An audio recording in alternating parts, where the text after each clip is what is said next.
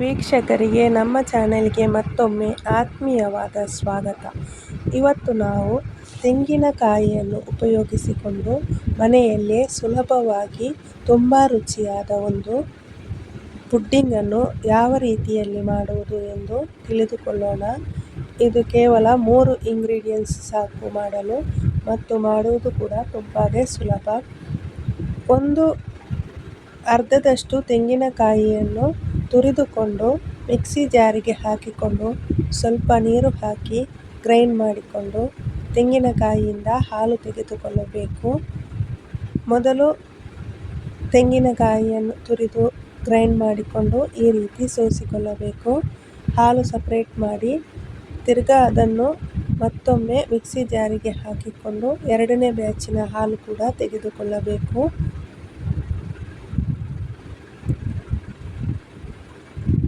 ಇದು ತುಂಬ ರುಚಿಯಾಗಿರುತ್ತದೆ ಮತ್ತು ತುಂಬ ಸುಲಭವಾಗಿಯೇ ನಾವು ಮಾಡಿಕೊಳ್ಳಬಹುದು. ಈಗ ಎರಡನೇ ಬ್ಯಾಚ್ ಕೂಡ ನಾನು ಗ್ರೈಂಡ್ ಮಾಡಿಕೊಳ್ಳುತ್ತೇನೆ. ಇದನ್ನು ಚೆನ್ನಾಗಿ ಹಾಲನ್ನು ಸಪ್ರೇಟ್ ಮಾಡಿಕೊಂಡು ಸೋಸಿಕೊಳ್ಳಬೇಕು. ಸ್ವಲ್ಪ ನೀರು ಹಾಕಿಕೊಂಡು ಎಲ್ಲ ಹಾಲನ್ನು ಸಪ್ರೇಟ್ ಮಾಡಿಕೊಳ್ಳಬೇಕು. ನಂತರ ಒಂದು ಪ್ಯಾನಿಗೆ ಇದನ್ನು ಅಳತೆ ಮಾಡಿ ಹಾಕಿಕೊಳ್ಳಬೇಕು. ನಾನು ಇಲ್ಲಿ 1 ಕಪ್ ತೆಗೆದುಕೊಂಡು ಅದರಲ್ಲಿ ಅಳತೆ ಮಾಡಿ ಒಂದು ಪ್ಯಾನಿಗೆ ಹಾಕಿಕೊಳ್ಳುತ್ತಾ ಇದ್ದೇನೆ. ಈಗ 2 ಕಪ್ ಹಾಕಿದ್ದೇನೆ ಮತ್ತು ಟೋಟಲ್ 2.5 ಕಪ್ನಷ್ಟು ತೆಂಗಿನ ಹಾಲನ್ನು ಹಾಕಿಕೊಂಡಿದ್ದೇನೆ.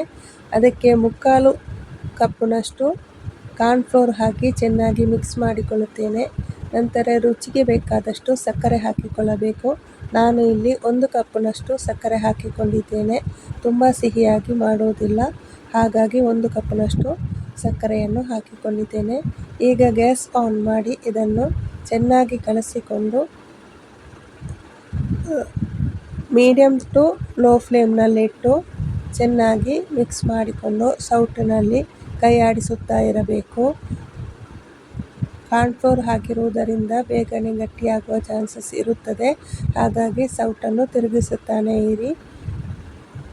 ಉರಿ ತುಂಬ ಹೈ ಫ್ಲೇಮ್ನಲ್ಲಿ ಇಟ್ಟುಕೊಳ್ಳಬೇಡಿ, ಮೀಡಿಯಮ್ ಟು ಹೈ ಫ್ಲೇಮ್ನಲ್ಲೇ ಇರಲಿ. ಈಗ ಸಕ್ಕರೆ ಎಲ್ಲ ಕರಗಿರುತ್ತದೆ. ಕುದಿ ಬರಲು ಪ್ರಾರಂಭವಾದ ಮೇಲೆ ಲೋ ಫ್ಲೇಮ್ನಲ್ಲಿ ಇಟ್ಟುಕೊಂಡು ಚೆನ್ನಾಗಿ ಮಿಕ್ಸ್ ಮಾಡಿಕೊಳ್ಳಿ. ಈಗ ಇದು ಗಟ್ಟಿಯಾಗಿದೆ. ಒಂದು 10 ನಿಮಿಷದಲ್ಲಿಯೇ ಇದು ಈ ರೀತಿ ಗಟ್ಟಿಯಾಗುತ್ತದೆ. ಈಗ ಒಂದು 2 ನಿಮಿಷಗಳ ಕಾಲ ಚೆನ್ನಾಗಿ ಮಿಕ್ಸ್ ಮಾಡಿಕೊಂಡು ಸೌಟನ್ನು ಕೈಯಾಡಿಸುತ್ತಾ ಇರಿ.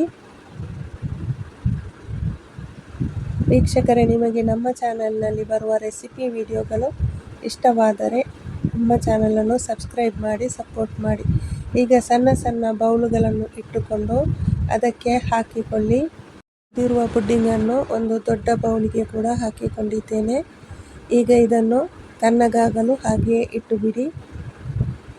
ಬಿಸಿ ಆರಿದ ಮೇಲೆ ಇದನ್ನು ಫ್ರಿಡ್ಜಿನಲ್ಲಿ 2 ರಿಂದ 3 ಗಂಟೆಗಳ ಕಾಲ ಕೋಲ್ಡ್ ಆಗಲು ಇಟ್ಟು ಬಿಡಿ.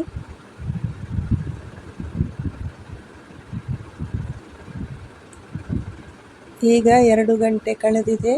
ಫ್ರಿಡ್ಜಿನಿಂದ ತೆಗೆದುಕೊಂಡು ಹೊರಗಿಡುತ್ತಿದ್ದೇನೆ. ಈಗ ಒಂದು ಪ್ಲೇಟಿಗೆ ಡಿಮೋಲ್ಡ್ ಮಾಡಿಕೊಳ್ಳಿ.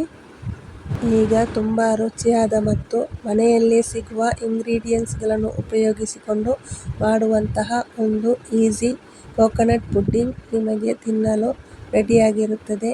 ನಿಮಗೆ ತೆಂಗಿನಕಾಯಿಯ ರುಚಿಯಲ್ಲೇ ಬೇಕಾದರೆ ಈ ರೀತಿ ಮಾಡಿಕೊಳ್ಳಿ. ಇಲ್ಲ ಅಂದರೆ ಏಲಕ್ಕಿ ಪುಡಿ ಸೇರಿಸಿಕೊಳ್ಳಬಹುದು ಅಥವಾ ವೆನಿಲಾ ಎಸೆನ್ಸ್ ಹಾಕಿಕೊಳ್ಳಬಹುದು.